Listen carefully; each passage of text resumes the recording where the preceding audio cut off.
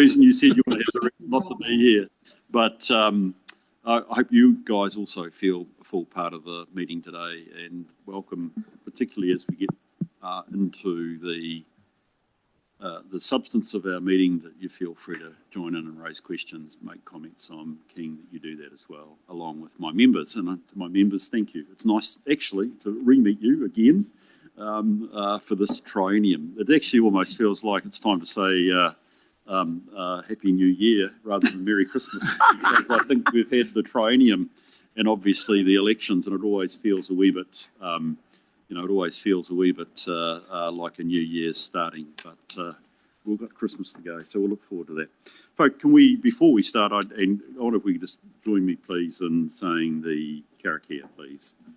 Te tawa mai ranga, te tawa mai rara, te tawa mai i roto, te tawa mai i waho. Kia tau ai te Māori tū, te Māori ora, ki te katoa. Haumi e, hui e, tae ki e. Thank you for that. Appreciate being that centre us on the meeting, and it's good to get going. We have some people online, and it's great to have them there. I think we've got Takira. I'm just not looking. Yes, somewhere there. Yep. We've got Ravine, and Ravine is a new name, but we'll introduce Ravine in a few moments. Ravine, great you're here as well too. And also we've got Debbie, our auditor. G'day, Debbie. And we've got Jess, who normally with us, but you're online, which is great. Jess, thank you for finding the time. Indeed, as I would say, thank you to everybody else from particularly management, Louise and team, that you're here today. Appreciate your presence. So that's tremendous. And a couple of new ones in. Rhonda and Roger, welcome to the meeting as well. It's great to have you here, as I invited Craig and Keith. Please feel free to fully participate in the appropriate way in the course of the meeting. That's tremendous. We are going to just take a wee bit of time before morning tea, just to have probably a wee bit of a lecture from me. It's not a lecture. I want to talk with you folk about actually just what a risk and assurance committee actually is.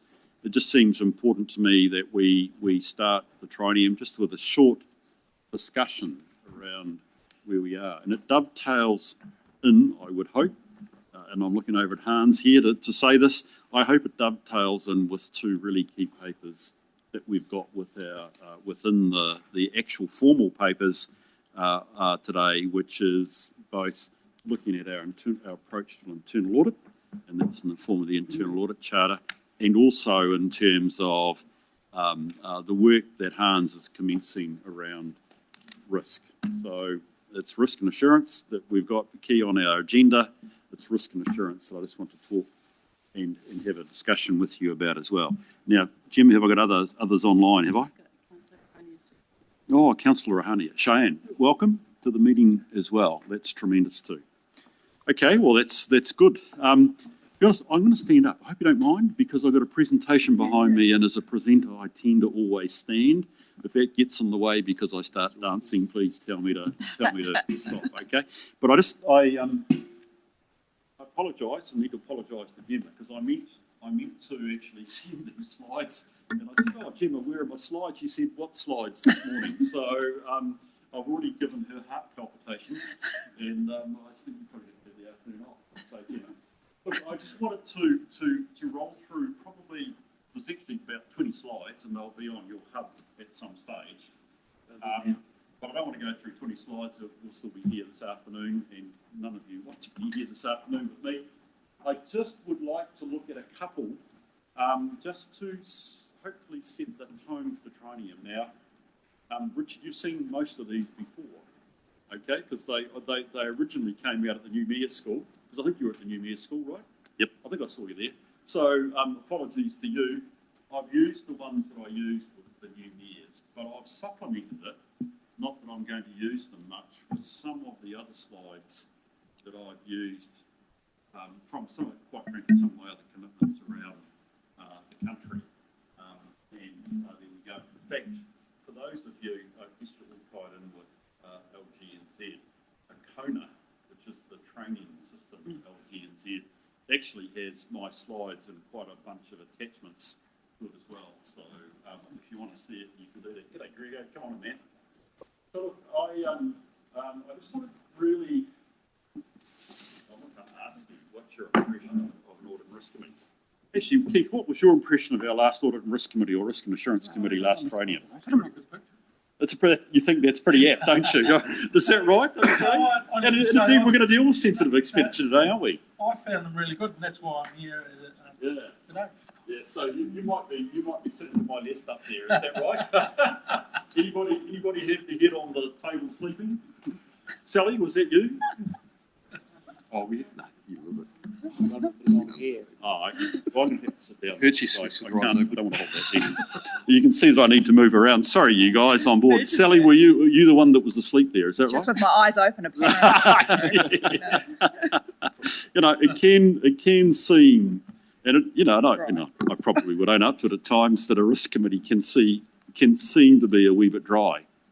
In fact, it's interesting when you think about it, isn't it? Because this little cartoon is about having to move from, I don't know, what is it, business class to economy.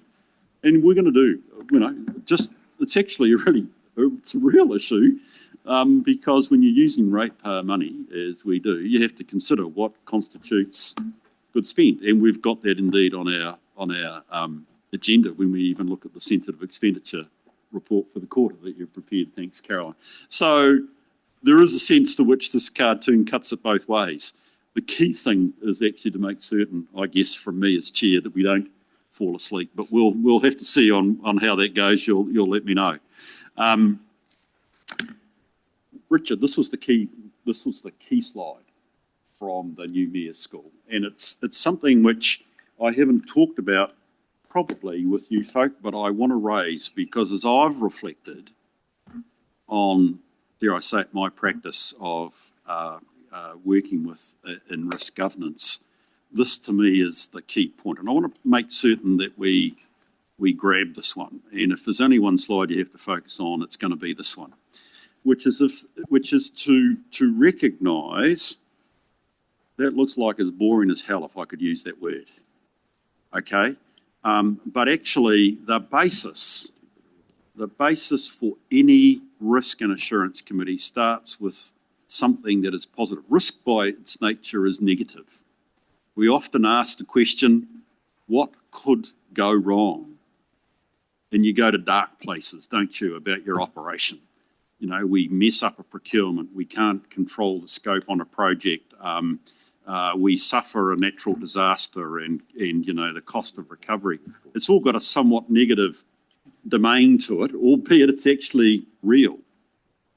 But actually we focus on those negatives for an entirely important and positive reason. You guys want to achieve something for your community, don't you? All the decisions that you make incrementally, but collectively, are designed to do what? That's a question. Why are you making all these decisions? What's the purpose? Improve our city. Improve your city. That's good, Rhonda. Anything else? And what's best for our community. What's best for your community? You folk have stood on the stump for a whole bunch of positive reasons about what you want to bring. And Carolyn, I don't know when the annual plan starts. I don't know when that is. You started already? Okay. Already with your annual planning, but particularly with your long-term plan, collectively, you're going to be wanting to put out what are your priorities in terms of, Rhonda, going back to your point, what is best for the city, what improves our city. Okay? That is the basis and the context that we as a committee need to consider risk. So we're starting from the positive and we're thinking about how do we, as a little committee, help you and your colleagues to put it, achieve. Now, risk is all about uncertainty, isn't it? When you buy a house and you decide to fund it with a mortgage, you're actually taking on risk. What's the risk when you take on a mortgage? It'll go up. The interest rate will go up. That's the biggest thing in the world at the moment for us, isn't it? Are they going to go up or are they going to go down? Well, fortunately, they're tracking in the right direction. But you know, when you take on a mortgage, one of the strategies you bring into play is, can I handle the interest rate going up? Or how much can you handle? Or how much? Thanks. That's a good point. How much? And also, what is the chances that it will go up? And I mean, we see that in the market, don't we? There is some suggestion, at least in some parts of the country, the market's going back up. Why? Because people have made a call, I can handle the risk. So it's important when you want to do the positive, I want to put a roof over my head and for my family, that you consider what is the uncertainty, what is the challenge to being able to keep that house. We have to do that. The positives are those goals, objectives, the opportunities, creating the value, as I've said in those sorts of words there, for your community. Our role as a committee is to focus on the risk, what is the uncertainty that could stop us achieving that, and also getting assurance that the controls, and I'm using quite technical words here, but those things which will give us comfort that we won't be, that those risks won't stop us from achieving our goals. And I'm not going to get to the slide at the back of this, but what I really say is, and I think this is a test which I would like us to commit to, and it's a test which I think we should check in on at the end of the year, next year, I'm talking about 2026. Has our focus been on achieving opportunity or the value creation? And it's going to be by looking, and you've used the right words there, Graham, the uncertainty about the future. This is not a committee to drag over the past. We learn from the past. But our role is to be looking to the future and what are the uncertainties that could stop us. Pretty simple. Anybody want to add to that? Yes or no? Hopefully you don't want to say no, but I'm always open to questions. Okay, folk on screen okay? Good. Yep. And this is a Gisborne slide here, because I quite like diagrams actually, Graham, so I just grabbed that from them as well. I was with them yesterday, which was really nice. So risk is just the effect of uncertainty on an objective. So go back to the prior slide. You are going, you already have an existing strategy. Let's face it, you've got an LTP in place. You have the chance to modify it or to rework the direction going forward, but that's at a future state. The critical thing is that we are dealing with uncertainty looking forward. It's being thrashed. Risks are anything that can be internal and external. Anybody want to talk about reform of the sector today? We probably should. I don't know whether we will, but I think that will increasingly become part of our agenda. Why? You'll be dealing with Richard clearly at council level, but why would it affect us? Because it creates uncertainty about who we are and what we can achieve. It Rightio? also So, creates opportunity. pardon? It also creates opportunity. Thank you. That's the other point. That's why I come back to the point. If we aren't talking in our committee, Rhonda, about opportunity, we missed the boat. Yeah. Okay? And so that becomes really, really important. Brilliant. I don't want to go into the what I call the riskscape, which is where we stand at the moment, because Hans has got a whole bunch of good stuff for us, or at least commencing with us in terms of our paper. And the purpose is not to actually say what are the risks for Napier in this introduction, but just to say why we're looking at it, because it goes back to that opportunity. I'll just click over to this. So I just want to reflect on this slide here. Are you responsible for all risks in Napier City Council, councillors? Are you accountable to the community for all risks in this council? Ultimately. Ultimately, yeah. You're saying ultimately, yes, Sally. You're saying Ultimately, ultimately. What does ultimately mean? Well, they're gonna, Buck stops with us. yeah, the buck stops with us. Well, that's the perception of the public. It's called governance, Yeah. isn't it? Yeah. That's exactly correct. We are, as a committee, charged with overlooking and being concerned about all risks that are being run by the organisation. Now, Hans has given us a report today. How many risks are there, mate? About 30, 40? More or less, yeah. More or less. Well, we aren't going to go and look at each one of those today. We can't. Okay, so the pyramid is important to recognise that actually we can only look at, and we do only look at, those that are at the top of the pyramid. We call them strategic risk. Think big, think large, think those things that will really stop us in the tracks in terms of achieving our opportunities. And for those of you that obviously have been on the committee, you realise that they're big things like our ability to resource the organisation, its natural disaster. They're big things that we need to keep our eye on at a governance level. Our role, though, with what I sometimes call organisational risk, which cuts right across the organisation, or operational risk, and you can see that in terms of today's paper, that there's a whole bunch of specific operational risks related to a particular activity. Okay, and we'll come back into more formal discussion about that later on. Okay, are ones which actually are management's direct responsibility to manage. I think this is a key point. I just want to divert here. What's the difference between governance and management? You must have threshed this one out in your induction process. What's the difference between governance and management? One sets direction and the other delivers. Good, I like that. Governance is, or rather, in terms of our setup in local government, and indeed as we are generally in the private sector as well, governors lead by defining direction and strategy. And they do what? Monitor it. They monitor. Set the strategy and monitor. Simply put, what do managers do? They, to use your words, they implement.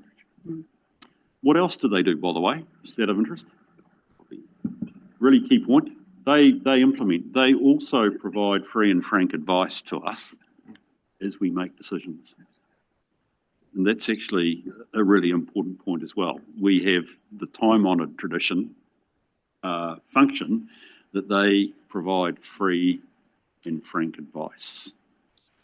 So we're governors by definition because we are members of a council. So we are risk governors, not risk managers. So our role is to, as governors, monitor the framework. First we need to understand it clearly, but our role is to monitor the risk management framework that Louise, Carolyn and team have in place. So this will be another part of working with Hans and his team, but actually us understanding how all that triangle is managed. But we aren't going to dive into the numerous risks or uncertainties that go and are inherent in running a complex organisation like the city. But we do need to understand that we've got a framework to manage them. And we need Hans's assurance that that system is working. Rightio? I think I probably only want to do one more slide. You folk are very quiet, but I don't blame you because it probably feels like a sermon from the top. We don't need to do about the role because it's tied up in our name, risk and assurance. And if we've missed that, that's let's keep going. Somewhere here. This is my last slide. Constructive tension. So let's go back to that idea of governance versus management. Okay. Our role is to set the strategy. So today, for instance, in our papers, Hans is asking us to approve the approach to our assurance function inside the organisation. It's called the Internal Audit Charter. It's our chance to see how will we gain assurance inside this organisation that systems, controls, mitigations, all these words which we'll become familiar with in the course of dealing with risk are actually implemented and working. Rightio? So that's our governance role. So our role is actually, and I put this in slightly dramatic terms, our role is to hold management's feet to the fire. Okay, do we have the systems and controls in place? Have we recognised the uncertainties and inherent challenges in running this organisation? And generally, I try and allow my members to have the chance to ask searching questions. But there is a but, and it's the most important but that I could stress. We can only expect out of management free and frank advice if we do probably about three things. The first one is the rugby analogy. What is the rugby analogy we should use as governors? Anybody tell me? Pretty simple. You play the Ball, You play the ball, not player. the Not man. yeah. Let's de-sex that, okay? The player. Would be the first thing I've got to learn. Okay, you deal with the issue, you don't deal with the person. Yesterday in Gisborne, I actually was quite frankly prepared to say, Mr. Seymour plays the person. Yeah. Right. Okay, he plays the person by calling the person raising the issue, whether the issue is right or wrong, by calling them what? A frequent flyer. So it can be difficult when you are holding management to account to actually either in tone, which actually is often the way it's done, rather than in words, have a crack at the person that's bringing the discussion.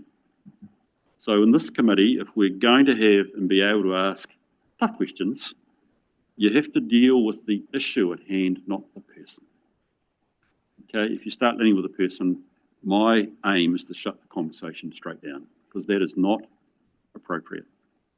The second thing that I think is really important is that the way to play the issue and not the person is actually that we need to practice respect. Respect that staff are doing the hard yards. And I'm grateful for that. Okay, I'm going to be very interested to hear what they've got to say about a matter. Okay, but I'm not going to criticise them. I'm going to respect them because they are doing the hard yards as we have asked them to do. Even if at the end of the day we find something has not been implemented the way we would want it to be done. That's cool, we'll have that debate, but we will not have a crack at the person and we will respect them. And the third thing that I actually say, and this is quite difficult for us as governors, particularly when you're dealing with risk and the negatives, I want us to be solution focused. So Hans has given us a paper, for instance, that says there are some things that we're uncomfortable over. We are out of appetite, I think is the word you use, Hans. Okay, so something about our controls isn't giving us the comfort that we want. So there is a discussion that needs to be had there, but it's not all about, Hans, why haven't you fixed this? Carolyn, why haven't you got this right? It's actually us working with them to understand in a solution-focused mindset, what is it that could be done to help mitigate or change the circumstance that we're faced with? Okay, so we deal with the issue, we respect the messenger, and we are solution-focused. If that's the case, we can achieve what many councillors have been asking around the country for, which is actually we want to ask management the tough questions. But it can only happen if those 3 points, the issue, respect, and solutions, is part and parcel of our culture in this committee. It's probably my key message, to be honest. Now, I don't want to take any further. I feel like I've taken a long enough time, and there are plenty of other slides here. You can have a look at them. You can tell me whether you like them or not, or come back to me over any discussion. But is there any, before I actually realise that I haven't really sort of introduced everybody, are there any other comments or points that people would like to make? I've sort of, from the chair, set out my views. Are there comments that folk would like to make in response or add to or subtract from, even when it comes to that? Or indeed, actually, Carolyn, I'm welcome for stuff from staff as well. Any thoughts? Go for it, Carolyn. Yeah, thank you. Welcome to the meeting. Great. Just probably from an officer's perspective, we'd be quite keen to hear a bit more from the committee about the the pieces of work that you'd like to see Yeah. come forward over the next, between the, the next 1 to 3 years. Yep. Sort of so we can start forming a work program. And I know there'll be things like probably an internal audit plan might be Yep. one of the first priorities, but I'm keen to hear whether there's any other things that you'd like us to be working on. That's really good. I mean, it is interesting. What do folk have views about what we should be dealing with? I'm happy to take a couple of moments. I think there's a bit more formal piece for which I'm very happy on behalf of the committee, Caroline, to contribute to about what our plan should look like. But actually, that's just Bruce Robertson. What about you guys?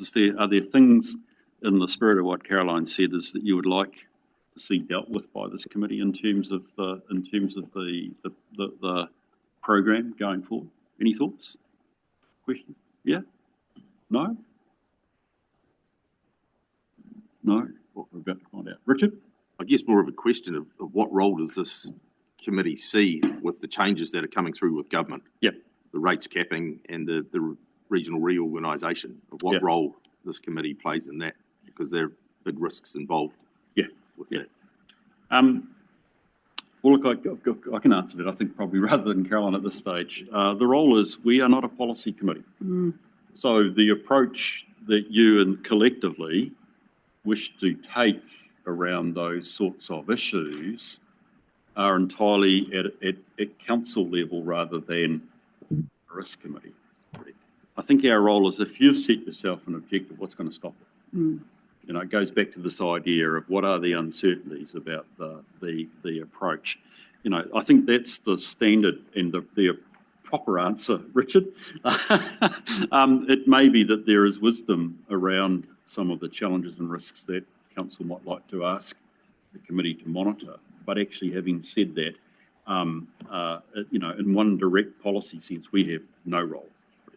But if we take rates capping, one of our strategic risks is financial sustainability.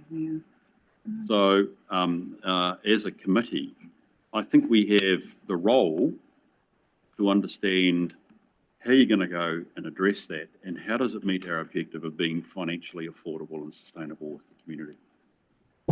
And let me go to the negative end. You have to, I don't know, I'm about to say cut waste collection. I don't think it'll ever come to that. If you've got to be a decrease in services, that is not something that we as a committee could or ever should comment on. That's a policy decision. But if there are issues and concerns around its implementation, risks, that's something that we should be considering and thinking about. But our role follows the role your council leads with. In other words, what direction are you going in? We have to think about the risks. That's interesting because how can I put it this way? Let me give you an example from elsewhere. A couple of my engagements are involved in regional deals. Now, it's not my role as a committee chair to say what the regional deal should look like.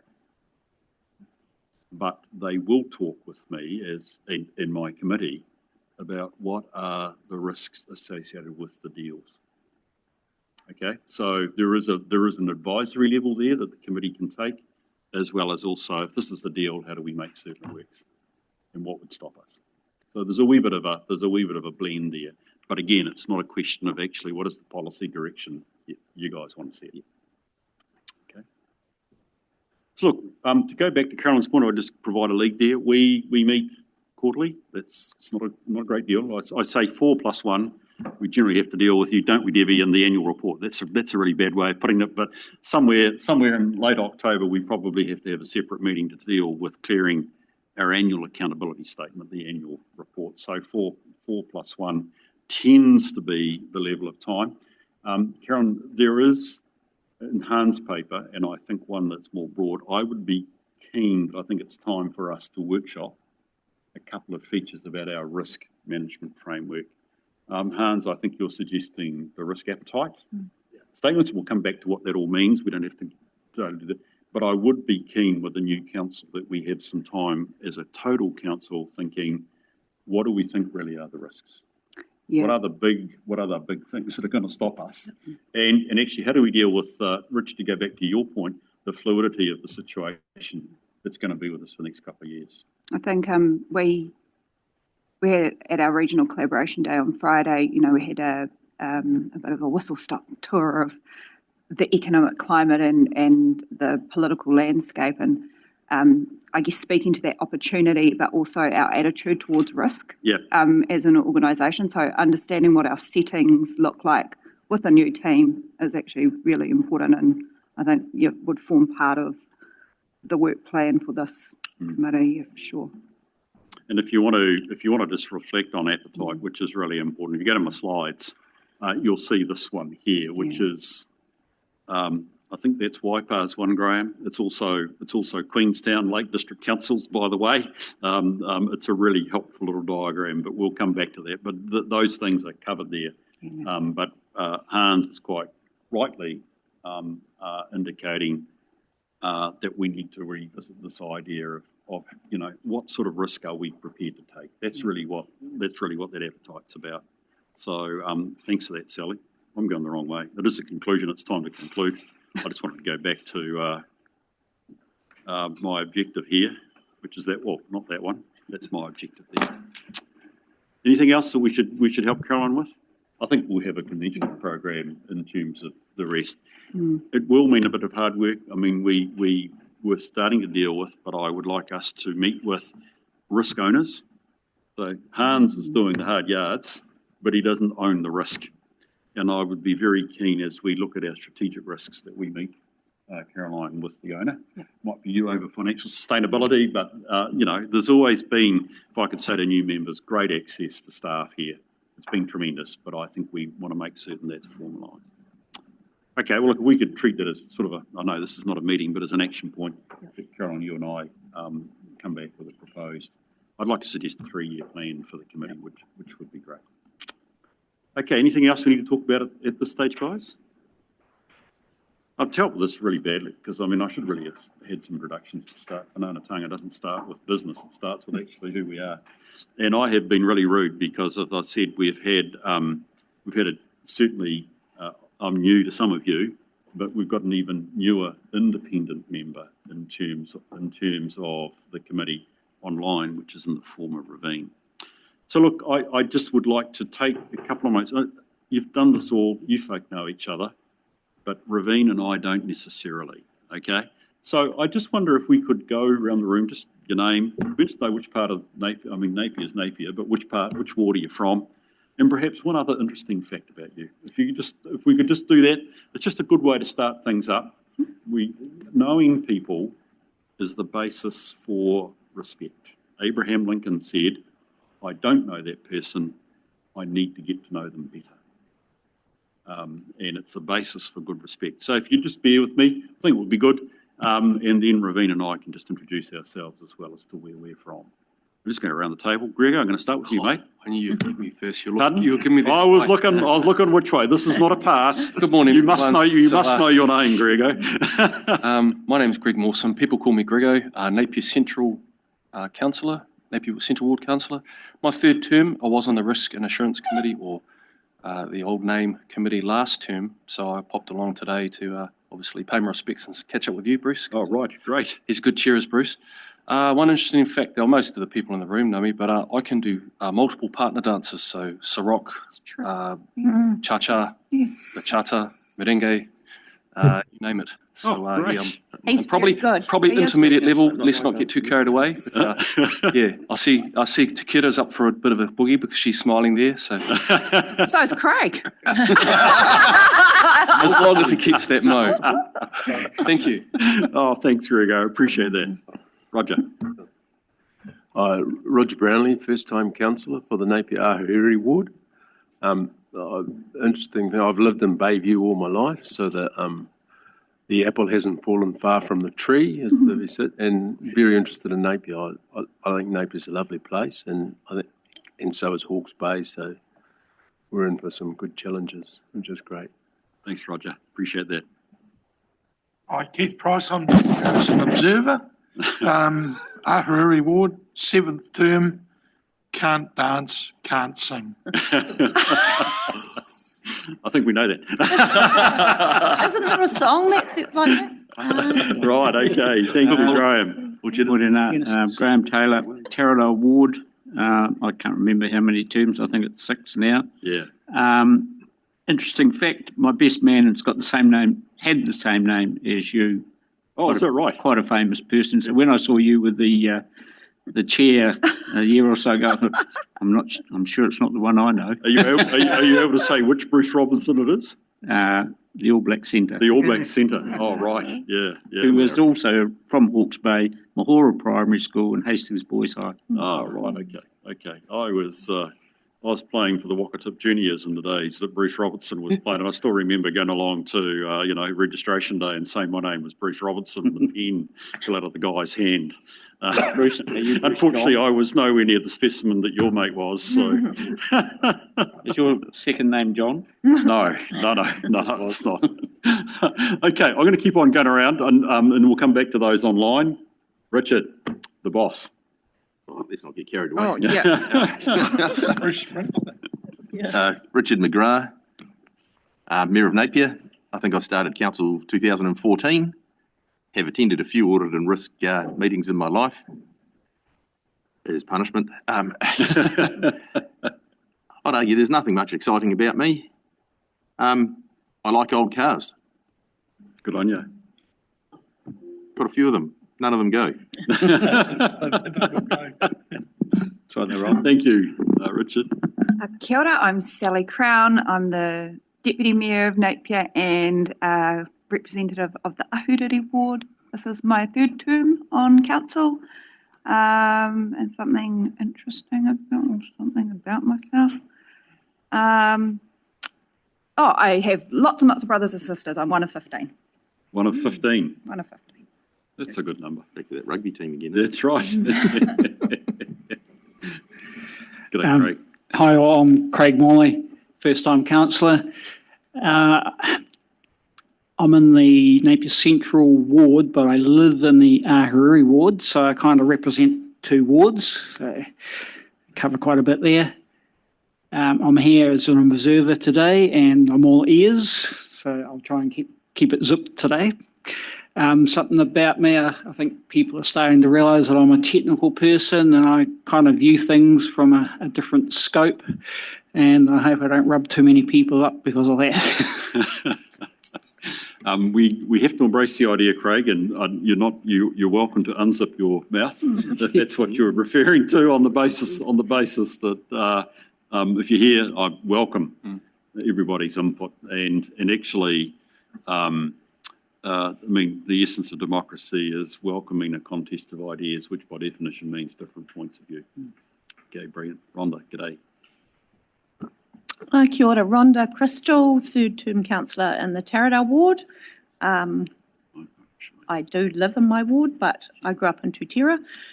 Something interesting about me, there's lots of things, but something that lots of people won't know is that I was in the opening ceremony of the Commonwealth Games in 1990. And I have a bronze medal from that. And so my son took it to school and told everyone I'd won it for the 400 metres hurdles, and lots of families in Taradale still believe that. Okay, it's like me having the name Bruce Robinson. Yeah, take a few honours. Thank you, Rhonda. Now, on front of me, I've got Cheyenne as the first person I can see there.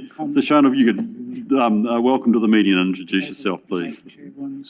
Morena tātou. Sorry, I look like a bit of a mess. Got home very early this morning from Wellington. No, ko Shairai Hania tōku ingoa Huri no Konei, raised here in Napier. I am one of the Te Whanga Māori Ward councillors. First term, I have a background in social policy, so I'm really interested in our committee mahi and just happy to absorb and learn along the way in the capacity of council. So it's really awesome to hear the kōrero this morning. One interesting thing, maybe I've sailed the whole Pacific Rim. You've sailed the whole Pacific Rim? Cool. Yes. Wow, impressive. Great. Thank you for that, Cheyenne. Welcome to the meeting too. I hope you can feel free to join in today. Te kira, welcome to the meeting as well. Thank you for being here too online. Hello, Te kira Lawrence. I'm first-time councillor and I'm in the Napier Central Ward along with Grego and Craig. So I probably won't have too many questions today, just I really want to take as much in as I can. And probably from the first time you spoke with us when I was put onto this committee, the thing that I remembered the most was that you said it was about opportunity. So yeah, quite looking forward to being part of the committee. And random facts, I like to paint. I haven't actually had time to paint much this year, but yeah, I like to paint. I'm not very good at it, but it's just something I've done since I was a teenager. Brilliant. That's great. Right, that leaves me and Raveen. Raveen, I wonder if, welcome to the meeting. You've had to sit there silently. So look, now's the time to reflect a wee bit about who you are, Raveen. It's great. I think out of introduction, Raveen went through a process, oh gee whiz, just before the elections or thereabouts, wasn't it, Caroline? Because we've looked for some renewal on the committee. Raveen's predecessor, David, you'll all know David well. It was time for some level of rotation. David's moved off. Raveen's his replacement. Raveen, tell us your background, buddy. Good morning, and I hope you can all hear me. My apologies for not being there in person, but I do look forward to meeting you all. I'm originally from Fiji, but I've been in New Zealand for a very long time. My background has been in water. Until 2020, I was Chief Executive of Watercare Services here in Auckland, where I live. I'm currently on board, so that's my role now in governance. I chair the New Zealand Infrastructure Commission and the Water Services Authority Tamata Arawai. I'm on the board of Auckland Transport and on a small board CCO that Selwyn District Council has called CORD. And I look forward to being part of this Risk and Assurance Committee. Thank you. Thank you, Raveen. I can see there's lots of things there we'll be leaning on, mate. Ease on restrictions and funding for assets, I suspect. No, joke. Raveen, it's great to have you on board. Raveen and I have known each other for a good number of years, and it's tremendous that we've got the mind, the experience and the background of Raveen that are there, which is great. And look, and just briefly about myself, I have been your chair for 3 or 4 years now, perhaps it's 4, might be, is it 5? Getting into 4. Probably seems too long, does it, Caroline? Okay, which is wonderful. And it's been great to be working with you, folk. As I've said, it's interesting, Graham, Bruce Robertson. I keep getting asked, which Bruce Robertson are you? And my answer is, I am the Bruce Robertson, which is a sense of preserving my self-esteem. And I said, if it doesn't help you, well, you'll just have to work it out which one I am. Like Raveen, in essence, this is a level of my profession, which is governance, primarily, dare I say it, with risk committees, and I do a good number in local government. And I also chair of the board of and actually it's subject to regional council reform, a shared services arrangement called Regional Software Holdings Limited. Also do work in central government as well. It's hard to know what is an interesting feature about me. Perhaps it's only my name. Look, I come from the deep south, actually. I say to people I live between Queenstown and Te Anau. What does that mean? I live either of those two places, depending on where my wife is in the weekend. So at the moment, she wants me to get home to shoot rabbits because we are plagued by those down home at the moment. Actually, in both places, to be honest. That's one of the biggest problems in Queenstown with the plethora of lifestyle blocks is the lack of control on things like rabbits. So, mate, you're in charge of biosecurity now, Richard. Introduce the rabbit board back in there. Richard's all and rabbits go crazy. So anyway, there we go. I'm from the deep south. Great to be here. It's 10:15. We're going to leave it at that. We're going to take a short break. I think that was the idea. Am I right? Just to catch breath. It's probably a cup of coffee over there. And Gemma, what time do you want us back? 12:30? That's 12 minutes time. Okay. Why don't we just take a short break? And folk online, apologies that you can't join us, but we look forward to that when you do. We'll be back on air at 10:30. Yeah, the sausage rolls. It's appreciate the chance. We need to get out of that, don't we? We don't. I keep looking at. Well, we'll leave it up there. It's the right thing to have in front of us. Look, thank you again for that first part of the day. Any questions out of that? I'm always open for a call or a discussion. Let's move into our agenda. I just want to check, Gemma, that I have done we've done all the normal stuff. We haven't. No, we haven't. So I don't think we actually have, we've got no apologies. We just had noted those that are online. We're well. Are there any matters in the business coming up that you need to note your interests for? No, I would be surprised if there was. We haven't been informed of any public forum. Richard, are there any announcements from you, mate? No, nothing from me. Good, thank you. Any announcements by me? I can't think of any. I've already talked too much. Louise, is anything we need to note at this point? No, thank you. There are no minutes because of our first meeting. I think if I recall rightly, Gemma, your transition arrangements meant that I signed off the last lot. So if you're really keen, go back and look at those. We've had a general look and chat about our approach. Again, you can see I don't understand an agenda. I'll do my best better next time, hopefully, Caroline. Let's move on to the first item. Hans, welcome to the table, mate, and your team, please. Be nice to have you all here. Important day because this is really a new start for us, not only for a new tronium, but in terms of our arrangements. So Hans, it's you come up to prepare. Obviously, we need to talk to the paper. I just wonder if you want to spend a couple of minutes just indicating the changed arrangements, how we're starting to run things here at Napier, please. I'd appreciate that, Chan. You to take that opportunity. Thank you very much, Chair. Through you, I would like to give credit what credit's due. The paper was prepared and written by Sandile Kanisa, my colleague here. He is the new Internal Audits and Controls Advisor. So most of the questions would be directed to him today. So yeah, we assume that you have read the paper, but the main purpose of this is for you to understand what we are proposing in terms of roles and responsibilities, where you sit, where we are, and the kind of activities that we intend to conduct and carry out in the next 3 years. So I give you the opportunity to ask questions. Thank you. I just wanted to check, and it probably, Hans, just in terms of broad introduction, I noticed, and Raveen, you noticed for my benefit as well, in the risk paper, we note that you guys are providing we have a shared service now between the city and the region. Just want to explain how that works for us, please. So the shared services work in a way that we try to identify the needs of the different organizations and divide our time and effort between the two. At the moment, we have agreed on a 50-50 effort for both organizations, but as we move along and we find things, we will be a bit more flexible because of the difference in maturity and the different needs that both organizations have.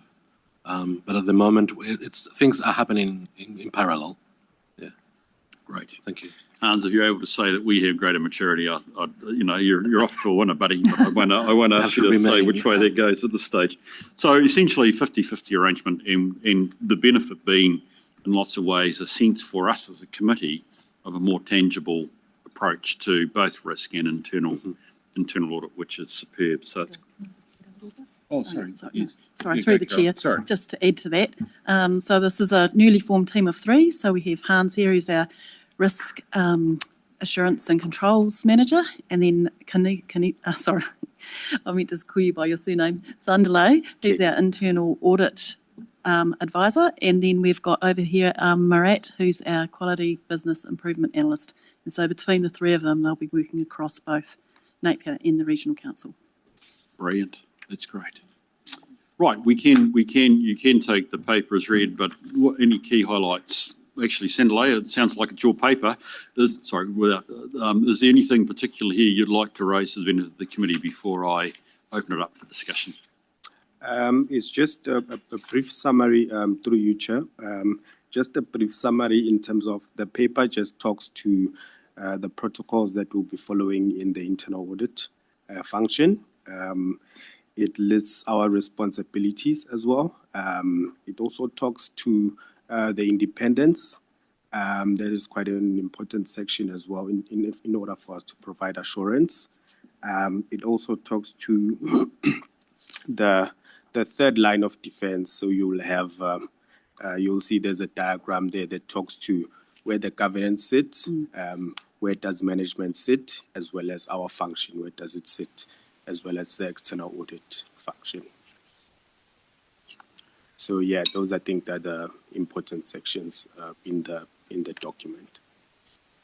Brilliant. Thank you for that, Sandile. So just to put a small, overlay from mine. Remember, I've talked about opportunity, and actually the two aspects of that is risk, which is the next paper, and assurance. And this is setting us up in terms of that assurance function. We're setting effectively or agreeing to the terms of reference which Sandile will undertake his work. Folk, do you have any questions or comments you'd like to either ask Sandile about the approach or indeed the charter, which is the basis on which your team will do the work inside the organisation? Any thoughts, comments, questions, including online? Yes, Sally. Yeah, thank you. Through the chair. I think it's a great paper to have, so thank you for your work on it. I really like the way that you have indicated to us what the reporting will look like as well. I think that it's very handy to have it like that. The one thing that I couldn't find, I suppose maybe it's just my mind, was how this interfaces. How are the priorities set for the internal audit? Where do we start? So it references the fact that a plan will come to us, and so I assume that's next steps. And so what will I be looking at? What will trigger? What will be the priority in the first instance in that plan? Yeah, so the plan essentially will focus on the key risk areas, so looking at what the risks are in terms of the organization, and there will be quite a lot of consultation as well in terms of bringing together the 3-year plan. And within that plan, you will see you will have the priorities that we focus on as an organization, the risk areas that are important for the organization, and that will be incorporated in the plan in terms of which audits are being done at which quarter as well, and looking at the busy schedules for each individual risk owner to sort of do it in the periods where they are not as busy, so that it doesn't feel like extra work. So it does take into account the high risk areas as well as the priorities that are the council is going to be focusing on. That will be incorporated in the plan. So basically, I should just taihoa and wait to see the plan, and the plan's going to be informed. You're going to set the priorities based on your interactions with risk owners and the intersect with our external audit as well. Is that right? Yes. So we do have a relationship with external audit, which we have a section in there. And I think we've already gotten their report as well, and we've incorporated the findings that they have in terms of doing follow-ups. Okay. Thanks for that, Sally. Yes, any other questions or comments? Just a couple from me, if that's okay, Sandile, and probably they're more comments than anything else. It might even be me setting a couple of expectations, if that's okay. So look, again, appreciate, as Sally does, I think this is, good, and on the whole, I'm pretty happy with it. I wanted to just focus a wee bit on guiding principles. And Marette, I wonder whether this even gets into your idea of improvement. The guiding principles on page 8 of our agenda all make a lot of sense. I mean, we could copy those out of, I presume, the IIAA, the Internal Auditors Institute, I suspect would note all of those. Sandile, I think it's really important how we live those out inside the organisation. I'm keen that we preserve the independence and objectivity of the internal audit function. I am committed to that, but I do want to recognise it's got to lead to improvement in the organisation. Okay, so I'm looking for the outcome, and it's two. It's improvement in the organisation by focusing on the big things, as you've just said to Sally, which is around risk. So when I looked at the guiding principles, I looked at things like it demonstrates quality of continuous improvement. You communicate effectively with the organisation. You provide insightful, proactive, future-focused observations and presumably recommendations. My experience elsewhere is that is the key to an effective internal audit function. The objectivity, the right of access, you've got lots of big powers inside the organisation, which I totally support. You've got to have an effective internal audit function, but I'm looking for the outcome, which is, an organisation willingly accepting internal audit and understanding and recognising it's a really key part of an improvement cycle, which is important. And it means, Hans, when you get to page 14 and this periodic assessment, I'm looking for results in that area in terms of actually how we operate. So to me, that's really important. Can I say, by the way, just as a small aside, I think we've doubled up on the paragraphs there on page 14. They look similar. I think we only need one, but that's not me trying to get a chocolate fish. Could be, perhaps I am trying to get a chocolate fish. That's true. And I wrote, by the way, about the operating model, authority and confidentiality. I wrote, this is an awesome ability, but also an awesome responsibility, because you have a level, and I think this is important for my committee members to hear, they have a level of internal independence. It's a difficult role in some sense to carry out, because you have the right to come to this committee and to me particularly directly over issues. And I know that has to be carried out with due respect and care. And I think that's reasonably important. Sandile, you brought out the fact that there is a special relationship with this committee, as well as also the chief executive, might I say.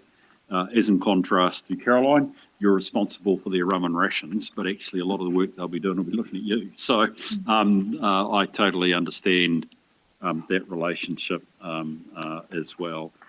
And the other thing is clearly, and I was just talking with Caroline in the break, which is actually I'll be keen to see the plan, obviously. Yep. It's a plan, by the way, Sally, which I think we'll have to keep reasonably fluid, because Sandile said this starts with our riskscape, our risk environment, and I think we are all recognising our risk environment is probably changing in the way that you suggested, Rich, as we go. So, in that sense, I think this sets us up well. I read the appendix on how you're going to report. Totally good stuff. Bearing in mind if I can put it, my expectation, it's about improvement. Well, it can be safeguarding us in the first instance, but it's about improvement, and it's about willing cooperation with you guys as you improve things. So I'm very happy to approve that. But Raveen, welcome to the meeting again. Thank you. You got your hand up. You have some comments. Thank you, Chair. No, it's a very good charter, so I like the charter, which is very good. I just wanted to follow up from an earlier question about what is the plan. Is the intention to bring the plan to the committee at the next meeting? Yes. In a draft form, at least, Yeah. yes. Yeah, okay, that's good. Thanks.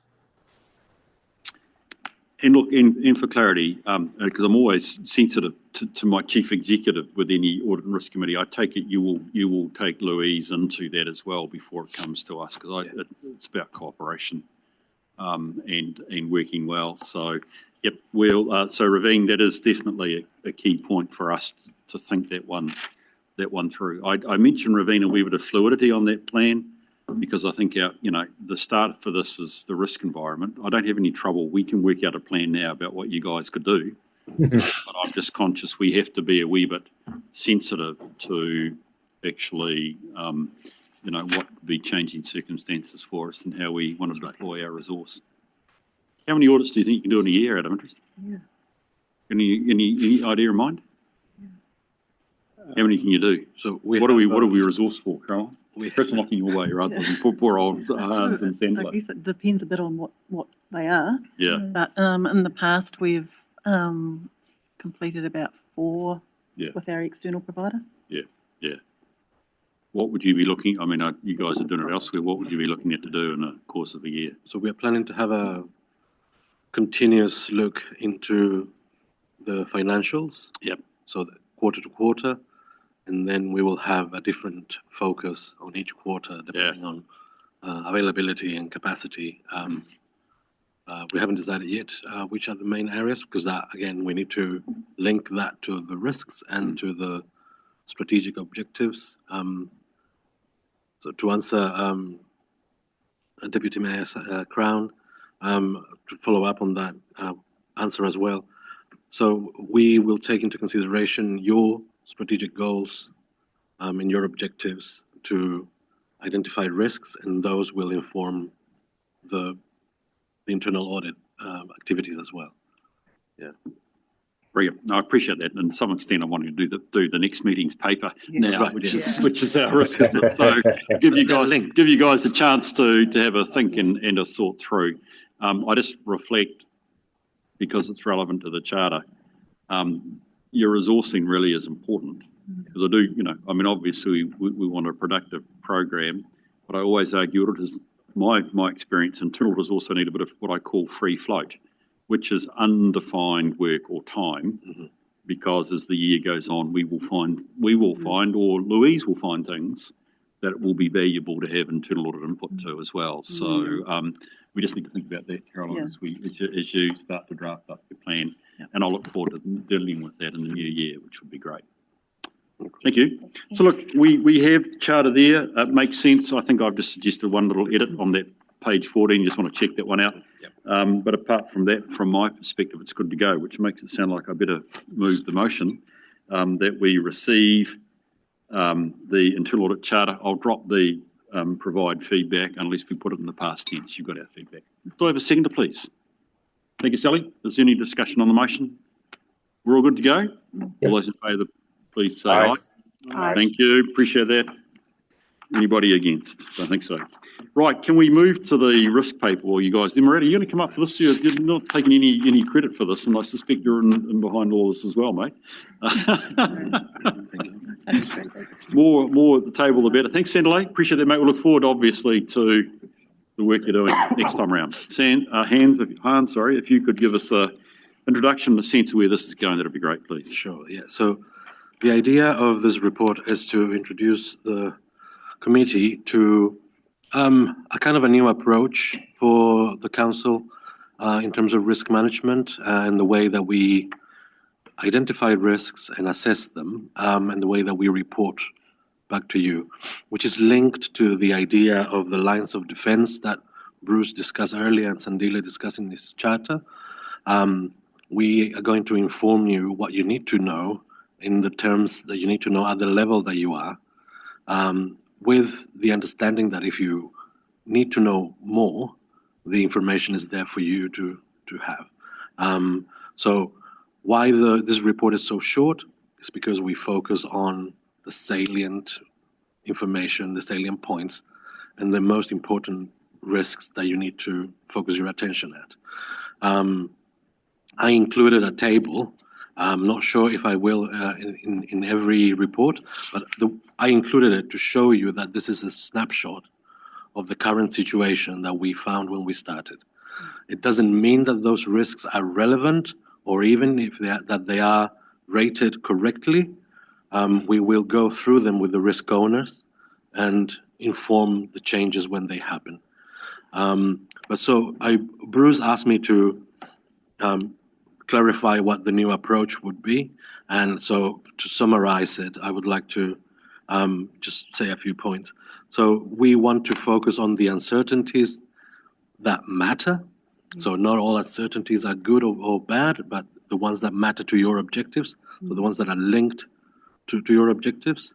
And the way that we're going to do this is to install a more systematic methodology or approach to risk, which includes not just qualitative discussions and identification, but also quantitative methods. Hopefully we will be pricing risks when we have the information to do so, and run some quantitative risk analysis that may or may not get to you, depending on the types of risk. But so we want to follow up, we want to track the movement and the management of the risks when they have a cost component. And so you will know about that. We will focus on value creation, like Bruce said, but also most importantly for us is value protection. So what the council achieves, we need to protect, and how you do that, you focus on preparedness, you focus on the things that may affect the realization of those objectives and benefits. And to you, we would like to provide you with meaningful insights so you can improve your risk governance and decision making. And how we do that is the other two work streams of this team, which they complement each other, where the risk identification is going to inform the activities for internal audit, and the findings and results of the internal audit cycle will inform Marat's function, which is quality assurance and business improvement. And we see this as a service provision. So we will guide you through the process of risk management and the process of improving your own procedures and processes. So this is the approach that we bring. And with that, you get this type of report, which is, I like to call it short, sharp, and useful. Maybe you will have an attachment of a couple of slides, or depending on how you want to see, what you want to see, and what your assurance needs are. And that's basically it. That's the idea behind this report. Thanks, Hans. So, look, very much a scene-setting paper for our information. One aspect that you did note there on page 24 was out of appetite risk. So we've talked a lot about appetite without necessarily defining it too much. Probably I'm not going to ask you to try and define that at the moment, but you're indicating, I think, here that you would like to propose a workshop with us around this aspect of appetite. Do you want to expand on that a wee bit, please? Sure. So yeah, at the moment, the way that risk appetite is interpreted is governance groups decide whether they want to manage risks at they're confident with the medium level, and if the risks are up to medium level, it's fine, but any higher extreme, it's out of appetite, and that's a generic view and a generic response to what your appetite could be. You can have many risk appetites depending on the area. Priority areas need to have an appetite that is a bit more expanded and more nuanced than just a medium rating. So what I was proposing was we go through a process, a thought process. We analyze the areas of priority, and we actually identify what are you comfortable with, what risks are you comfortable with running, what type of risk are you comfortable with managing to a level that is high. For example, financial risks usually remain high at the low end of it, but remain high because of what is involved. And so you're comfortable with that being there. Some risks you really want to get to low, but the reasons behind that is what we articulate in the appetite statement. Yeah, that's basically it. Brilliant. Okay, well, look, I agree. I think that's it's actually the gold nugget of risk management in governance in my experience. I want to focus on the G word, governance. It's the gold nugget in terms of actually really defining what counts for us and when does action need to occur. So, look, I look forward to that, and I think that's something which, again, as we look through the work program, Caroline, along with perhaps having a revisit of what are our strategic risks, let alone our appetite, I think would be really great. So if you can. Okay. Folk, do you have questions or comments for yes, Graham? Yeah, I'd just like to make the comment around the workshop that the previous councils have talked about risk appetite. We have a completely different council, a lot of new members. So I think, again, it's extremely important, but I don't think it should be left too long. No. That we should get on and have that workshop, early in the new year. Brilliant. And obviously, our risk appetite may have changed. So I think it's a very worthwhile thing. I suspect it has changed. Probably possibly because it's not been for us as a committee, and that's my comment. not a criticism, but it hasn't been necessarily that well identified in the first place. So we might be surprised what our risk appetite is, Graham. So I think, so your point is incredibly right. And in fact, I'd go one step further. The only people that can define appetite are you. Yep. Not anybody else. It's got to be management. Sorry, it's got to be governance that make that call. Okay. Oh yes, Raveen. Thank you. Thank you. Yeah. So given that it is early days, which is great, and I agree we should get this risk appetite done, I'm a little concerned that we have, from whatever the previous approach was, identified 2 extreme risks. Are you able to give some details on what they are and what controls are in place? So yeah, those extreme risks were identified some time ago, before the reorganization that the council went through, and so I put them there because, again, this is a snapshot of what we have in the system, but because they are a bit outdated, and that's my view. I need to go to the risk owners and we need to review and revise this, those 2 extreme risks, because they may not be extreme anymore, or there may have been mitigating activities that reduce the likelihood and so on, or that they are no longer relevant because the restructure is done. So, yeah. Okay, no, that's fine. It would have been wanting of us if there were existing risks and identified as extreme, and then we're not doing anything about them. So in the future, if you receive something like that, we'll be up to date, and your attention needs to go there. Yeah. Look, I think in fairness, Raveen, what Hans is saying, the 10th of November, you guys started, correct? That's right. We've been rammed in my 3.5 weeks. So in effect, you're just saying that. I mean, in fairness to your question, Raveen, is anybody else able to offer any insight to these two, which are operational risks, not necessarily ones that will come to any? It might be unfair, but is there any insight that you can offer us on this?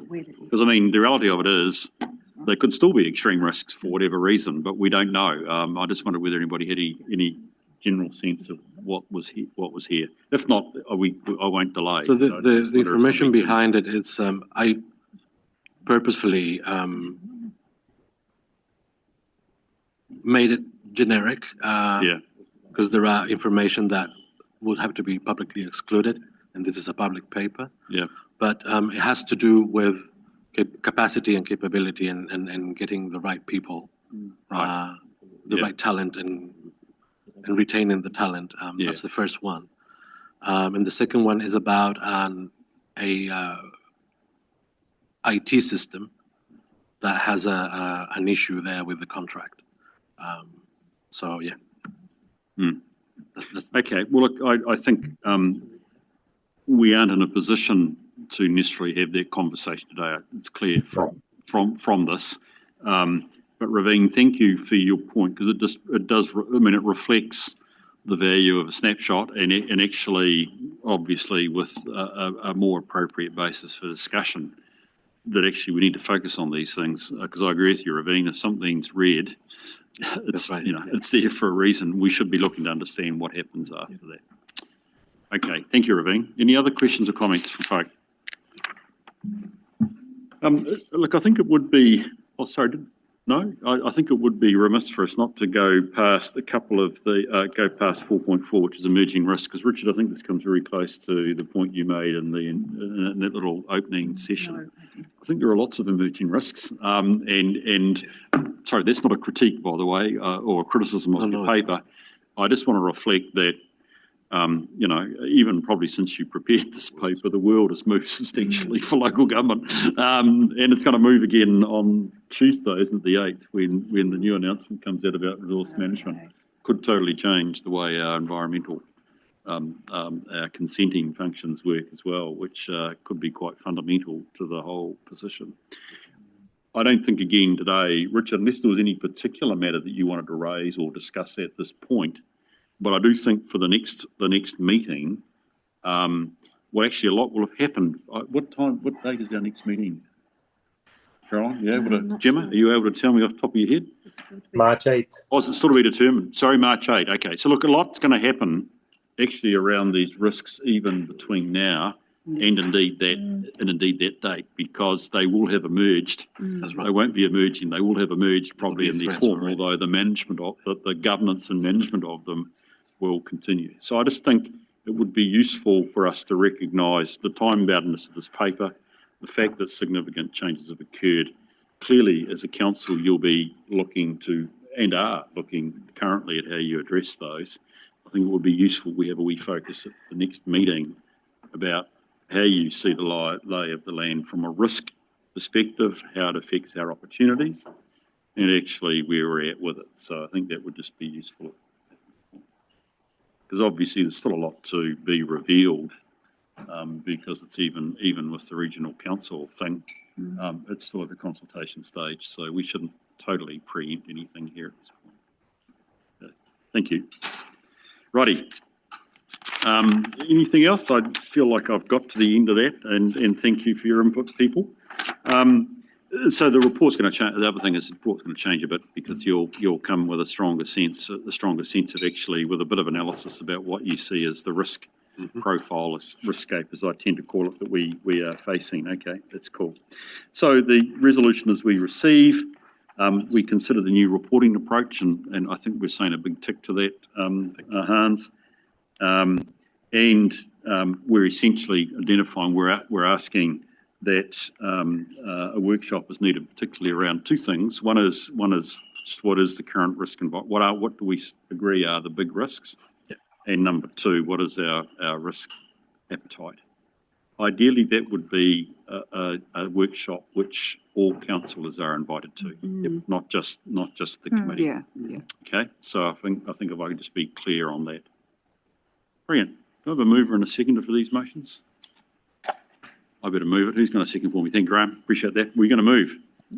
Graham was going to move. I'm going to second, Jim. I've got to get. Thank you for the heavy lifting, Graham. Okay, I'll put the motion. All those in favour, please say aye. Aye. Those against, it's carried. Hans, thank you for that. Murat and Sandalay, thank you for your presence here today. Look forward, very encouraged by what I've seen.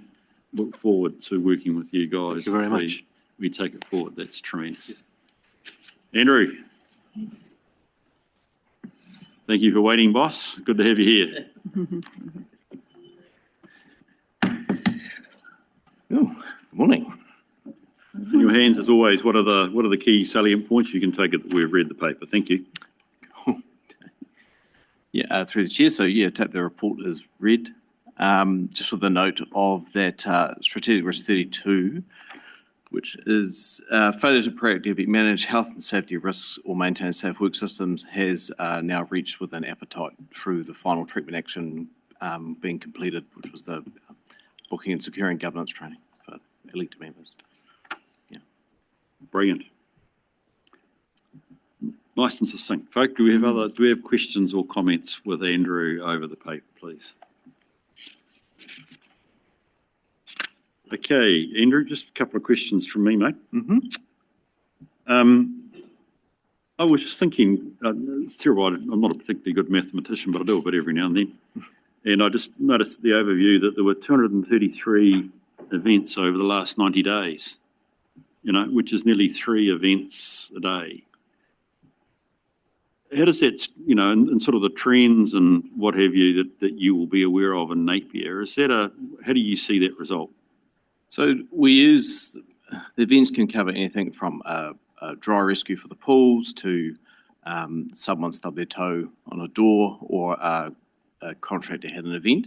So it's demonstrating a trend. So we've been big on getting more and more reporting into our health and safety platform, which is My Safety. So it's been a continual upward trend. We're sort of hovering anywhere between sort of 60 and 70 events per week open in our health and safety system. So at the moment, it's not a concerning amount because we are trending up, because we are actively promoting it through our leaders to push reporting into a system, because obviously it gives us better data. If it dropped significantly, I think I'd be a bit more worried. But at the moment, it's the push to drive to report as much as possible is supporting that uptake in events. I don't know off the top of my head the exact amount. It's each quarter it's been improved, but will increase. But out of those 253 events, I guess there's no significant showstoppers as well. Brilliant. I mean, if you look at my notes, they reflected actually the ongoing importance that we can't drop the ball in terms of health and safety, even if we were to ignore legislative requirements. It actually just reflects in reality, isn't it, on the ground? Yeah.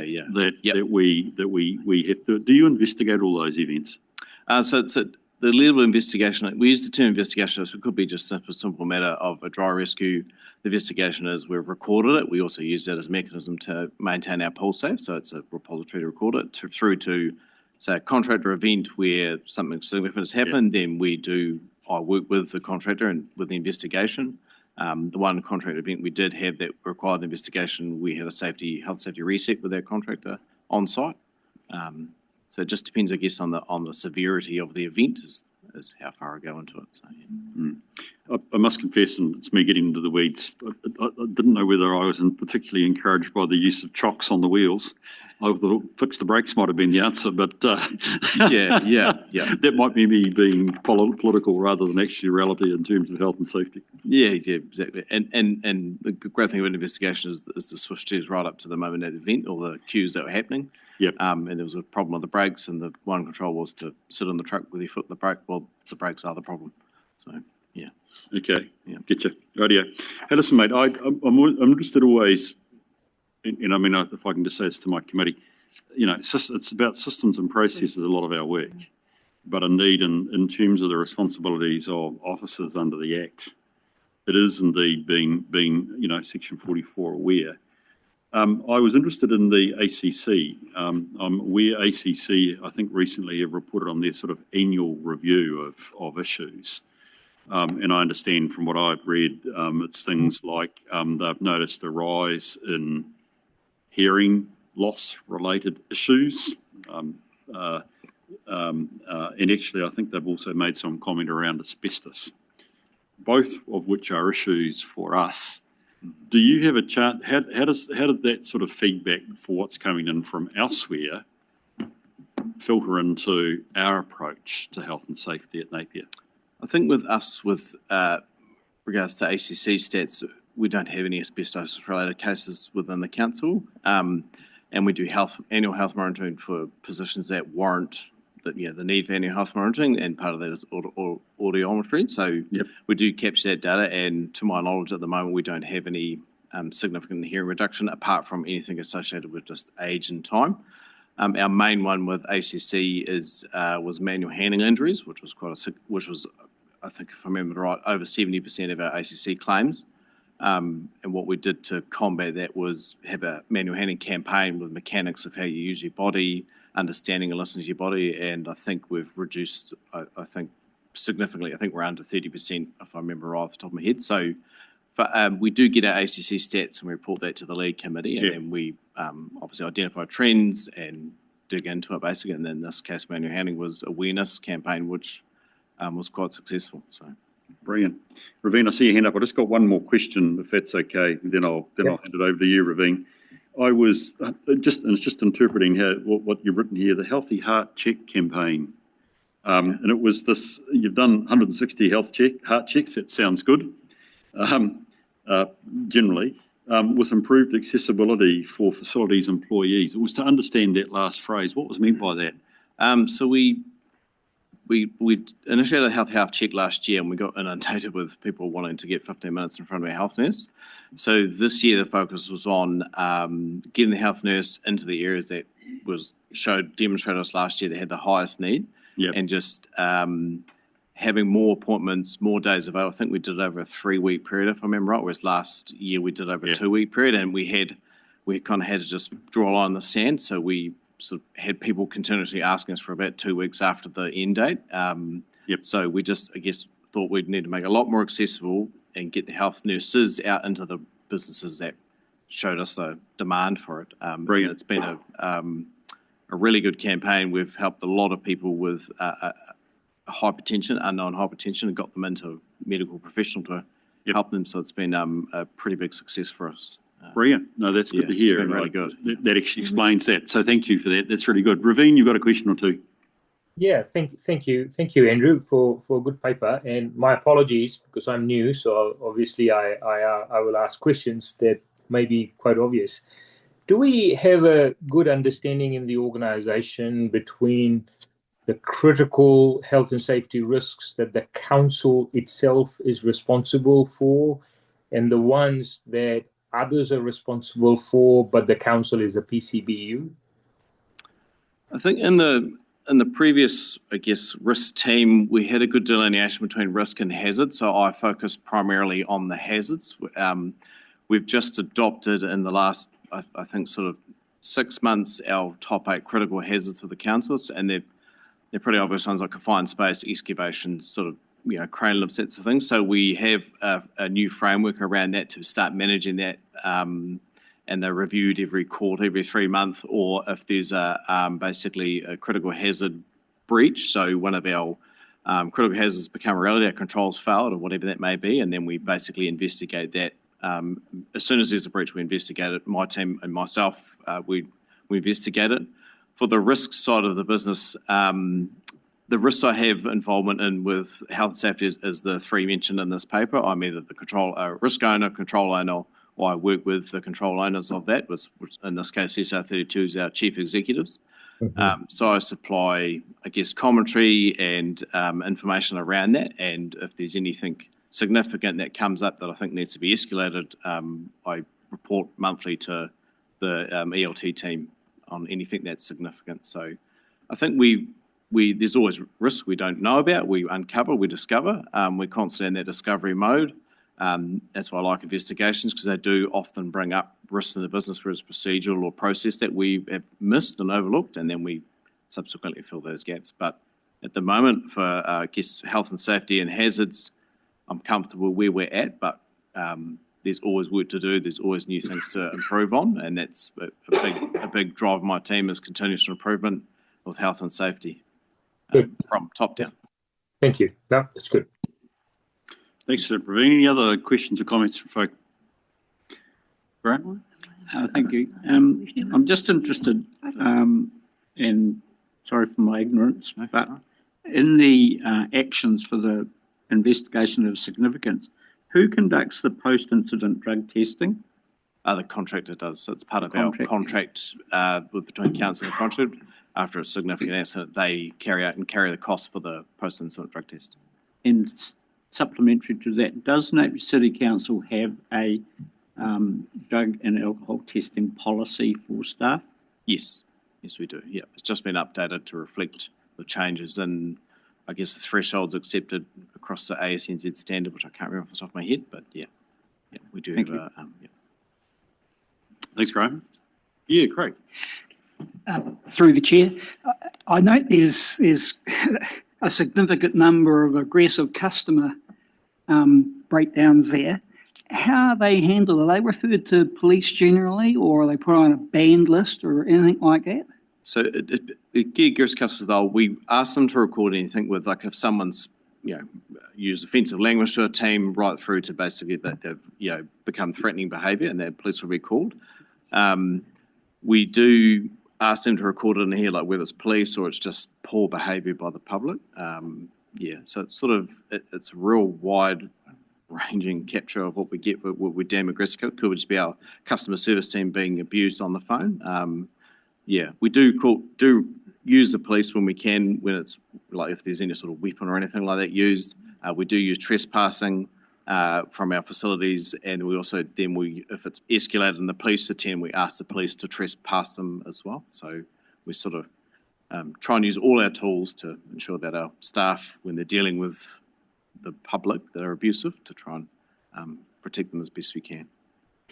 And supplementary to that, is this an increasing trend? It is. From last year to this year, no. It actually kind of it's gone down, and for the last historically 2 Octobers, it just kicked off out there, and so we were prepared for it this year, and it hasn't happened, touch wood, to date.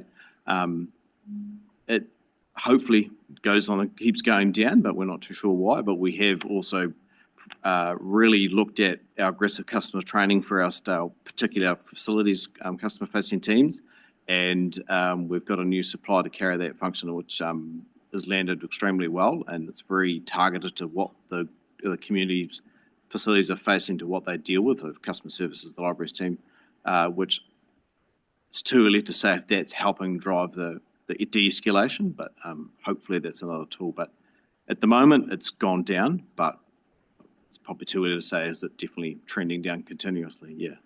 Yeah. Thanks, Andrew. Thanks, Craig. Appreciate that. Yes, Graham. Just another question.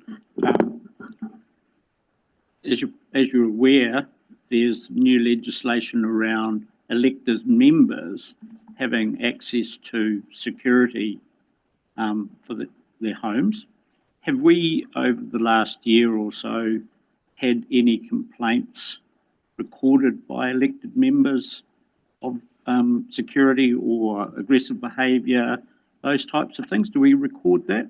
The only ones I've been privy to that have come in to my safeties, we've had one recently with one elected member, and then I can't quite remember, it was last year, councillor encountered an abusive member of public in a shopping centre. So that's all I have at the moment, but I believe there's a paper going to council shortly around that security. Thank you. Yeah. Ms. Graham, anything else? Sally? Thank you. Just picking up on what you said at the beginning around perhaps the number of events is linked to, I suppose, an uplift in culture and the management of our health and safety system. How would you expect that uplift to be reflected in the data that you bring to us? What would show that the culture side of things, that we've shifted the dial? Is it just increase in reporting, or how else would we be expected to see that? I think a good measure, we have a safety observation where it's unsafe conditions and safe conditions and suggestions. So that would be a good metric to show that people are digging into that and saying, we suggest this. Yeah.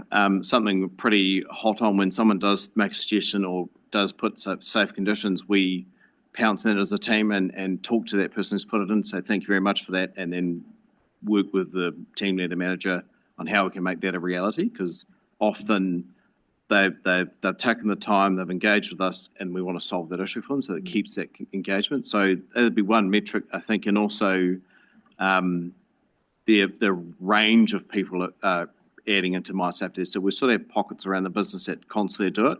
It's if we say the range starts increasing, we get more different people, like from lifeguards right to the manager at Paul's, for instance, that range starts increasing. It sort of is, but I think that would be a good measure as well, that we are getting that culture shift, and it's a standing topic at ELT, HOD meetings now. It's kind of permeating the business, that push on the culture of health and safety uplift. So it started, but to measure it, I think it's going to be a challenge. But I think there'll be areas of information I can pick to sort of demonstrate to our ELT and elected members that we are on a change. And so that will come through in future reporting, that metric? Yeah. I'm going to start as the reports changes, I'm going to start talking about our new health safety management framework, the penetration of the business, what's gone good, as opposed to just talking about this. It's what's gone good, what's gone bad. Cool. To reflect it. Yeah. Thank you. Thanks, Sally. Right, we there? Just final comment. I'm always appreciative, as I've said before, about you showing me your progress around your strategic actions, and that's starting to get towards green, which is superb. So we'll keep an eye on that one as well. Right, our recommendation is that we receive our report. Never enough. We've generated a good discussion. Thank you, Andrew, for that. You've been open and prepared to have those. The best bid to move this resolution, please. Thank you, Sally. Do I have a seconder? Thank you, Graham. I'll put the motion. All those in favour, please say aye. Aye. Against, it's carried. Thank you. Debbie, welcome to the meeting. It's been sitting there, but it's great to have you here. And I think I'm just waiting for Talia to come to the front. Sharon, is there anything you want to say at the start, or I'll hand this over to Talia? Happy to hand it over to Talia. And just as we do, Talia, I just think if I could take moments to the new members of the committee. You can see Debbie on screen there. Debbie is our external auditor. She's a director with Audit New Zealand. And we had the situation where we're very grateful that Audit New Zealand helped us get our annual report through prior to the elections, which was a wee bit forced because the committee had a slightly abbreviated role in that, just given the timing and the pressure to get it through. So we're grateful we're in that position, but here goes the results. So Talia, in your hands. Thank you. Thank you. So yes, as you said, this is the report for the audit of the annual report 24-25. It has come back with 3 high priority recommendations, 5 new, medium and low recommendations, and 6 medium and low recommendations that have carried over from prior years. We will report back on a regular basis to Audit and Risk our progress on these recommendations. And I'll just briefly speak to those 3 high priority recommendations. So the first one was regarding some issues found in our rates resolution and funding impact statement in the annual plan for the year related to this annual report. We did get legal advice on that, and we have taken some actions and learnings forward for the next year to ensure that that does not occur again. The second one was in relation to performance measure data, so the water's response time measures, which are set by DIA. We have had this recommendation for a few years, and we have had differing issues with getting accurate data. This one was the same issue as the prior year in relation to the service request recording when the calls come in. We believe we have addressed that situation now. Information has been gathered so that we can start reviewing that for the current year, and that has now been handed over to our new internal audit and risk team. And the third one is the fixed asset register in relation to depreciation rates from our roading revaluation. That was an issue that was discussed in prior audits and signed off by the prior auditor, hence changes weren't made previously. However, we do acknowledge the recommendation is required and provides much more accurate data. So we have added to our action plan for future years to ensure that that is not missed again. Thank you. Thanks, Talia. Appreciate that. Before I open up for questions, Debbie, I'd like to just to ask you to or take the opportunity just to address this. I wonder if there's anything that you wanted to say about your report. As I said, we had a bit of a truncated process, as you well know and experienced, in terms of the sign-off. But is there any other, you've got management's comment. I'm just wondering whether there's any sort of general overview you wanted to give us before I open up for my committee members, please. Sure. Thank you, Bruce. Yeah, I did just want to explain that we have had a change in reporting from previous years. And for those who were at the council adoption meeting, so the previous council adopted just prior to the election, and as Bruce has noted, it was quite a truncated process, but I did present a report to council at that meeting, which allowed council to sign off, and it gave a summary of the risks that we had. So this report that you've got in front of you now is the recommendations coming out of our audit, and it includes the recommendations that we had highlighted in the report to governors, but it also has some operational matters. So we've ranked them in terms of high, medium and low priority, and yeah, the high priority ones are the ones that really impact on your annual report, your financial statements, or in the case of the rates, it impacts on your ability to collect the rates. There are a few medium ones, particularly around property, plant and equipment and accounting for those. They are more of a moderate priority, but they do have the potential to become an issue if left unresolved. And then there's some sort of more minor but operational items to cover. So I'm we've had discussions with Talia and her team and Jess and I'm happy with the management responses, and happy to take any questions that you might have from my end. Thank you. Appreciate that. Folk, we've had both the response from management, but also Debbie's overview about why she's written these things. Are there questions or comments? Yes, Sally. Thank you, through the chair. Firstly, and I think this one is a question for Talia, in the management report, and we've got the comments, and thank you. I think, the actions all make sense against these, but in the first instance, might be my lack of understanding around our rates resolution and funding impact statement. We've got a comment around that the redesign, or the team is now better equipped to prevent repeat issues and provide extra quality assurance. So then I'm assuming one of the treatments is sort of that legal advice, not being afraid to. Was there anything from a systems change perspective that has been achieved through that resourcing that becomes a treatment to, or have we changed anything in the process? No, I don't think there's anything systems related that has affected this one. It's more in relation to the two teams that were reporting to Caroline previously, where one of us, my team, was completing the budgeting side, and we did have another team doing the rating side, and there potentially wasn't as much crossover and checking from this side how the ratings information was put together. Okay, cool, thank you. And if I may, one more, and this is probably for you, Debbie. I don't read other councils' management reports, so I'm just trying to get a sense of, I suppose the level of feedback that you provide to us. Is that on par with what you provide to other councils? Yes, it is.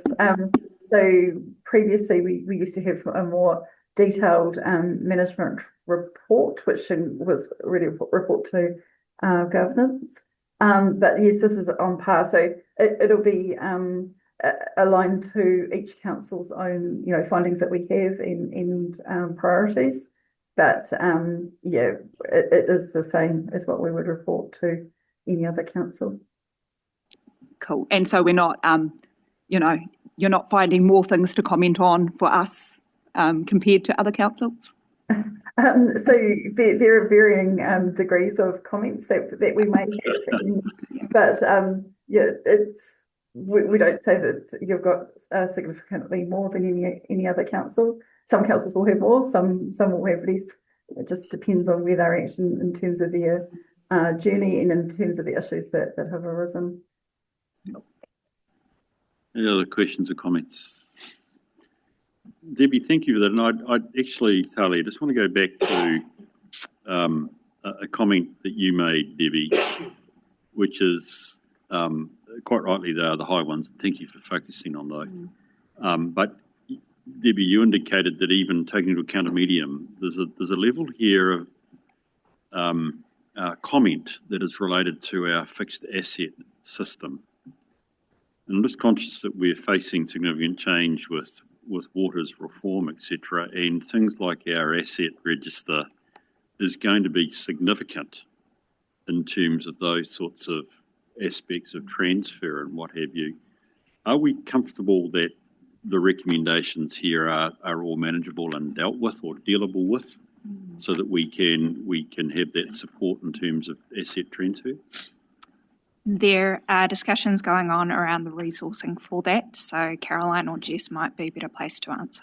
Thank you, Talia. Caroline, is there anything you do to help me with that, please? I'd just confirm that, yes, they are dealable, and that we are working on it. Yeah. Thank you. I'll take that. I'm confident. I gain confidence from that. I just want to reflect that something that I am interested from a systems perspective, that we've got our assets in the right form of management, so that we can deal. It's actually about what's in front of us, and it's in a very similar way when I look at the past recommendation, which appears to be well in hand, but is the procurement and contract management one on page 45, where clearly, this has been an area that Debbie, or indeed Karen, has kept in front of us, and it seems like we got some really constructive stuff. having happened, but then we also say it's not yet fully systematised. Can somebody help me? What does that mean? It means that we've got the building blocks in place, we just haven't been able to implement them with our staff. Is that right? We have a contracts management register. It's still relatively manual, so we don't actually have a contracts management system. So it relies on human input. Right, okay. I just want to reflect here that this is, it's again coming back to the system and outcome issue that interests me, because actually this is a key cost control. And in a stage when we are interested actually in the whole affordability of the services of a council, one of the areas that threatens, if I can use that, that's a dramatic word, that could impair our ability to contain costs is the quality and strength of our contracts. Now, I'm conscious we've had discussions around our PMO and what have you, but we do have an outstanding recommendation here which talks about we're yet to get it systemic into the organisation. So I would be in future reporting better to know how we're progressing on that. Otherwise, we could have. Oh, Rachel, you're about to correct me. Thank you. I appreciate that. Do you want to come? Or do you want to come to the table and just use one of the microphones, please?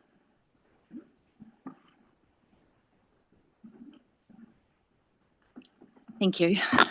So yes, this was an area of concern that we identified in our redesign, and our EPMO team have now been expanded. They now overlook procurement, and they also have strategic contracts management capability. So one of the first things that those roles will be doing will be sorting out that contracts register. So it's on our work program, we're aware of it, and we've got the resources now to fully build that out. Yeah. Brilliant. Look, thank you for that, Rachel, and you know, want to try and also acknowledge you've put, I'm sorry, I forget staff members in front of us. We have had this discussion. Unfortunately, this isn't yet off our list, so I'll be very keen when we can write it. I'm glad that you've probably shouldn't be up your list till we actually give you the contracts register. Okay, that's really superb. So look, thank you for that, Rachel. Appreciate your insights. Okay. Well, that's really good. You know, that's sorry. The only other thing I had, and it's to me, it's minor, and I think you actually, Debbie, have also said it's minor. It is minor. Is the elected members allocated professional development budgets of $1,500 annually? I really support that. I absolutely believe in the need to, if we're going, we need to invest in good governance, and this seems to be a way here. The question, Debbie, was, however, no formal documentation was provided to support this benefit. Can you explain to me what you mean by that? Sure. So at the time of the audit, there was no documentation around the benefit that was provided, and I understand that has since been addressed. So it was really we're looking for support for the expense that goes with it, and that it is a part of what councillors receive. So it was just more an observation, I think, in terms of that budget provided. Okay, well, thank you for that. I don't actually really have, as I say, trouble with it.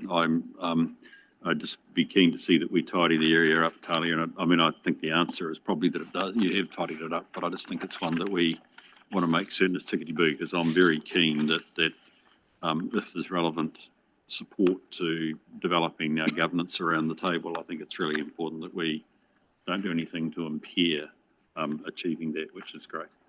Okay, thank you. As you can see, I'm an old officer, so I've got lots of questions. So I appreciate you working with me on that. Any other questions or comments folk would like to raise? No? That's good. We go to the recommendations, please, which is that we receive the report. Always seems a bit short for that, Debbie, because in fact, I value, you know, the comments that you've made. I value the fact that we've got an independent pair of eyes poking the stick at us, if I'm the wrong way to put it, but you know what I mean, casting their eye across and being prepared to say, look, this is just of point to us, and I'm keen, Talia, and thankful that you're taking careful attention to this as well. We will obviously monitor this as we go on. Did I have a mover? Well, I will. Thank you, Graham. You'll second. I'll put the motion. All those in favour, please say aye. Aye. Those against, it's carried. We move on to the sensitive expenditure. I take it you're still on the hot seat, are you, Talia? So in your hands, please. Thank you. So this regular reporting comes out of our sensitive expenditure policy, where there's a requirement for the Risk and Assurance Committee to review the sensitive expenditure for the Mayor and Chief Executive, because they are approving each other's expenditure in this instance. I have one small correction to make to one of the reports. The CE report, the formula for the total was incorrect. The total should read $4,938.39. That was just an error in the formula, so I apologise for that. And we had an unusual instance where one of the items was outside of policy. In this case, this relates to transfers or taxis for the local government conference for the Chief Executive. However, it is noted that the actual travel and conference expenditure was approved correctly. So it can be considered that the transfers would just be part and parcel of that. And we have corrected the issue that caused this going forward. Thank you. Thanks. Appreciate that. Right, any questions or comments on it? This is our chance just to do a high-level check. This is reasonable to us, acknowledging also, and thank you for being upfront that there was the 1 point of non-compliance, albeit you provide the context. Graham. Just for clarification, I noticed that in both the spreadsheets, the last item in Pack and Save 1411 is recorded against the Chief Executive and the Mayor. Was that they split the expenditure? Yes, so that was an event that both attended. We clarified a few meetings ago that rather than reporting the entire expenditure for an event that they have attended, we will just be reporting the portion that relates that they benefited from. So in this instance, I have taken the total value of that and divided by the people in attendance, which is why they both have the same value there as well. Thank you. Yeah, which makes sense when you think about it. We are focused here on benefit or potentially the risk of undue benefit to an individual. So it makes sense that you would split it on that basis. So, okay, that's great. Thank you. I just thought they'd bought the same thing, actually, to be honest, Graham, but well done. You picked up a good point there. Any other questions or comments folk would like to make? Okay, so I think it's the point of where we get to the resolution, and I just would want to remind that well, actually, you're asking us for it specifically, that we both receive the report, but also secondly, we approve the transaction for the Chief Executive, which was outside policy. Bearing in mind, we are reflecting the expenditure was entirely relevant and appropriate. We just got the issue that it didn't quite tick all the boxes. So that's fine. I'm going to move that from the chair. Do I have a seconder, please? Thank you, Sally. Is there any discussion on the motion? There being none, I'll put it. All those in favour, please say aye. Aye. Those against, it's carried. Thank you. That gets us to the recommendation to exclude the public. We've got a couple of verbal updates. I consider it appropriate that we do go into PX for this. So I'm going to move from the chair that we move into PX. Do I have a second, please? Thank you, Graham. Is there any discussion on that motion? There being none, I'll put the motion. All those in favour, please say aye. Aye. Those against, it's carried. Chairman, let me know when we are in PX mode. That would be